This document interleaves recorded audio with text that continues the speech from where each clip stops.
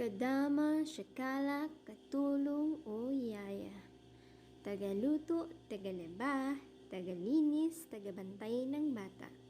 Ako po ay domestic helper dito sa Middle East. Paano ko nakakayanan ang trabaho dito? Kung kadalasang trabaho ay nasa 16 na oras at wala pang day off. Katulong sa umaga, vlogger sa gabi. Tunghayan po ninyo ang aking kwento. When you feel it's hopeless, when you think that you lost, oh, I will take your hand and we'll rise up from the dust. Oh, here we go, go, go, let us heal and grow. You won't be alone, we're unstoppable. Don't be afraid to show what we're going for. This is what we know. Here we come back to life, we're still breathing, standing up, everybody's gonna see it. Oh, all you need to know is that we're holding on. Even if we fall, we will rise up and we follow the path that we believe in. No, we're not gonna stop until we reach it. Oh, all you need to know is that we're holding on. We rise up from the dust and clean my throat. We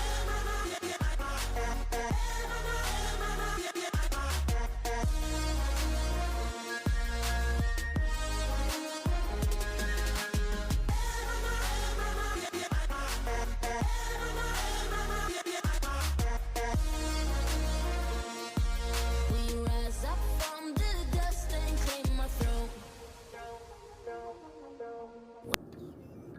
Hi mga langga!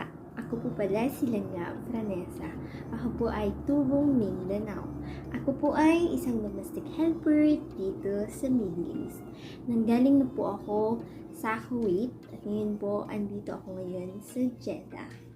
So, paano ko pa gagampanan ang pagiging katulong ko sa umaga at vloggers sa gabi? 7:30 po ang alis ng mga amo ko kasi may trabaho silang dalawa, yung lalaki ay engineer at yung babae ay doktora. May isa po akong alaga, 1-year-old na po siya ngayon at manganganak na naman po yung amo ko ngayong March. So, magagampanan ko pa kaya yung pagiging vlogger ko. Pagsapit po ng alas 12, tinatawagan ko na po yung amo ko. Babae na anong lutuin. Opo, ako po yung tagaluto dito. Po, all around maid. Pagsapit po ng alas 3:30 ng hapon, andito na yung mga amo ko. Yun na po yung oras ng pananghalian nila. Ganun. So, after po mananghalian nila, magre-rest po ako mga 1 oras. Matutulog po ako kasi mas kailangan po ng katawan ko matulog, magpahinga. Ganun, pag gising ko ng alas 7 ng gabi, mamalansya na naman ako, ganun. Tapos, prepare ko na naman sila ng pagkain nila para sa hapunan. So, nakakapasok po ako ng kwarto minsan 10:30 or pinakataas na po yung 11:30. Tsaka pag Friday at saka Saturday or Thursday night, may party po kasi minsan nauwi na kami ng alauna ng madaling araw, alas 2 ng madaling araw, ganun po talaga dito sa Middle East. Yung weekend po dito is Friday and Saturday. Pero minsan nagse-celebrate sila Thursday night pa lang. Ayun, pag may okasyon. So, hindi po talaga madali ang buhay dito sa Middle East kumpara po sa ibang country. Kasi dito po, hindi naman po lahat ng nakasaad sa kontrata natin ay natutupad ng mga amo natin. Ayun, pagkasapit ng 10:30 o 11:30, mabibihis na po silang maghihilamos na kaagad, maglalagay na ng killer konting lipstick sila para mag-start na mag-vlog. Nagawa ko yun. Syempre, kailangan ko rin isulat yung mga content ko kasi hindi naman din pwede na magsalita lang ako sa harap ng camera na hindi ko alam yung isasabi ko, di ba? So, ayun. bago po ako magkakaroon ng content, habang naglilinis po ako ng CR, habang nagbabantay ng bata, habang nagluluto, naghihiwa, naglalaba, ginagawa ko po, nag-iisip na po ako kung anong yung content ko sa aking video. Buong araw po ako nag-iisip kung ano po yung content ko kung i-vlog ko sa gabi. Yun po mga langga. Bago po ako mag-vlog, nagpe-pray po talaga ako na sana mabilis kong matapos yung gagawin kong video kasi pagod din po ako sa trabaho ko. So, yung pag-vlog ko po ay pagkatapos po ng trabaho ko. Minsan, nag-start na po ako ng alas 12 ng hating gabi. Kasi minsan, andyan pa po sa sala yung mga amo ko nagpakwentuhan. Tapos, ang lakas pa ng TV, ang ingay pa, ganun po. So, hindi po talaga madali ang vlogging. So, paano po ako nagsimulang mag-vlog? Ito po, shout out ko po lang po pala si Angeline Vapor na andyan sa Australia. Siya po yung nag-send ng link sa akin kasi vlogger din po siya. Send sa akin ng link niya. Tapos pinapanood ko. Tapos, ay wow, ganun. Sabi niya, try mo din mag-vlog. So, parang wala lang din sa akin. Hindi ko naman din pangarap mag-vlog mga langga. So, ayun ang nangyari. Nag-send na naman yung isa kong kaibigan na andun ngayon sa Australia or America basta. Andun, shoutout ko si Abigail Badaran. Hi, Abby! So, nag-send siya ng tala dance niya. So, sabi ko, oo, ang daming views. Naka 170 views na siya sa tala dance niya. So, ang ginawa ko, try ko nga din mag-upload ng video ko sa YouTube. So, nag-upload po ako ng video. Andun po sa vlog 12 ko, yung Timang Edition. Ano po yung pinakaunang video ko. So, sabi ko sa mga kaibigan ko, please like and subscribe my YouTube channel. Pinost ko po siya sa Facebook. So, pinuntahan nila yung link. So, nag-subscribe naman talaga yung mga kaibigan ko. So, sa isang araw, naka 38 subscribers na din ako. Mga malangga. Ayun, ang dami nag-comment na more pa, more. Sabi ko, parang, try ko nga. So, ayun, sinundan ko na po yung dili tamang dali. Dapat single tag, ganun ata yun. Mga lang nakalimutan ko na. Kasi ngayon pang vlog 14 na to. So, ayun. So, nag-upload ako nun at na-copyright pa ako. Hindi ko pa na-dispute yun. Kasi bawal din po yun sa YouTube ma-copyright. So, ayun. Madali ba ang mag-vlog? Ganun mga katanungan. So, sa totoo lang po, kung sa umpisa, hindi po talaga madali. Kasi marami din bawal sa YouTube, sa lolo nyo. Ang daming bawal, ang stricto sobra. Bawal mag-copyright ng song. Kahit 5 seconds lang, makaka-copyright ka na nun.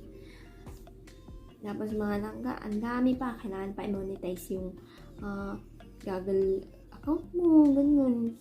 So, pinag-aralan ko talaga yung mga langga, pati pag-i-edit ng video, pag-iisip ko ng content, parang sobra, parang andito ka sa bundok, andito ka sa baba, parang ang hirap, anuhin talaga langga, sakain, ganun, ang hirap i-climb, ewan ko ano ba yung Tagalog, nakalimutan ko mga langga.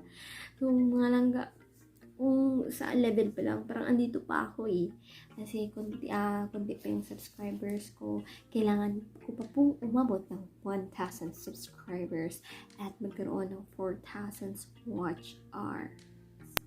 So, ayun na nga. Kumikita po ba sa vlog? So, ang dami talaga nagtatanong sa akin ng mga ganyan.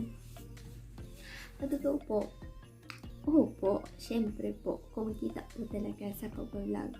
Nakilala niyo po ba yung Jamil, Jaiga, tsaka hindi ko alam yung basta yung pinapanood ko ng yung Jamil. Yan, mga langga. So, nakapagpataya sila ng mga bahay nila dahil sa pag-vlog. Opo, sa ngayon po, hindi pa po ako nakasahod kasi kailangan ko pa pong umabot ng 1,000 subscribers. So, ngayon po ay may 300 subscribers na po ako. Please, mga langga, tulungan niyo po ako, umabot ako dun. Tsaka, kailangan ko po umabot ng 4,000 public watch hours. So, please keep on watching mga langga sa lahat ng mga video ko kasi ang nakilaking tulong po sa akin kapag umabot po ako nun. Mamamonetize na po ako ni YouTube. Magkakasweldo na rin po. And I will share my blessings too. Someday, pag nga-uwi na po ako sa Pilipinas, yun po talaga yun. So, hindi ko po talaga pinangarap ang pag-vlog sa totoo lang po. Hindi ko po inisip na mamabot ako sa ganito. What's inspire me para mag-vlog? So, ang nagpa-inspire po sa akin ay si God. Siyempre. Si God. Tsaka yung mama, tsaka anak ko. Yung pangatlo, yung mga trials, lahat ng sakit, lahat ng mga pagkakamali ko rin. Nandun din ako na-inspired. At saka sa mga taong dinadown yung pamilya ko. Dun po ako na-inspired na hindi po dapat mag-give up. Nagkaroon man ng pagkakamali sa buhay, at least may natutunan naman tayo, di ba? Hindi naman tayo perfectong tao upang hindi magkamali. It doesn't mean na once na nagkamali ka, ay masamang tao ka na. Ang pagkakamali po ay ginawa upang may matutunan tayo sa ating buhay. Sa lahat po ng nangyari sa buhay ko, sa lahat ng sakit, dun po ako na-inspired kasi tinignan ko po yung positive side dito. Hindi ko po tinignan yung negative side. Hindi ko po nilagay sa puso ko, hindi ko binubuhay sa puso ko yung sakit o sa mga taong nakapanakit sa akin at mga nasaktan ko. So, I forgive and nanghingi na rin po ako ng sorry kay Lord sa lahat ng mga nagawa ko. So, ganun lang po. Forgive and forget. So, at least may natutunan tayo, diba, sa mga pagkakamali natin. Minsan doon tayo humuhugot ng lakas upang magpatuloy sa pangarap natin sa buhay, sa lahat ng gustong ipaabot sa atin ni Lord. So, when I started to love myself, so ito na, nakikita ko na yung sarili ko na, ay, may nagagawa na pala akong ganito na hindi ko akalain na aabot pala ako sa ganito ngayon. Kaya pala nangyari yun lahat ng mga trials, lahat ng mga problema, mga sakit, mga taong hinuhusgahan ka. Siyempre, yun lang pala yung makapagbibigay sa iyo ng more na lakas upang mapapatuloy sa ating buhay. Ito po sa inyo, ask anything to God because nothing is impossible. Basta manalig ka lang. Ito po, sabi ko sa kanya, Lord, na lahat man ng mga pangyayari sa buhay ko, lahat ng sakit, ikaw na po ang bahala. Ikaw na po ang bahala sa akin. Sa Biblia, di ba? Ibigay mo lahat sa akin ng burdens mo at ako na ang bahala. So, ganun lang po yung ginawa ko sa lahat ng problema ko. Sabi ko, Lord, ikaw nang bahala. Ikaw na po ang bahala na mag-guide sa akin. Kasi ikaw lang yung mas nakakaalam. Because all of your plans are better than my plans. Yun, itinuro niya po ako dito siguro sa pag-vlog at yun nakita ko na po yung passion ko dito. So, pag nag-vlog na po kayo, just be yourself. Hindi nyo na po kailangan magpaganda. Just be yourself lang po. Wala naman pong criteria ang pagiging YouTuber o pagiging vlogger dito eh. Hindi naman po kailangan maging maganda. Kailangan maging maganda palagi sa harap ng camera.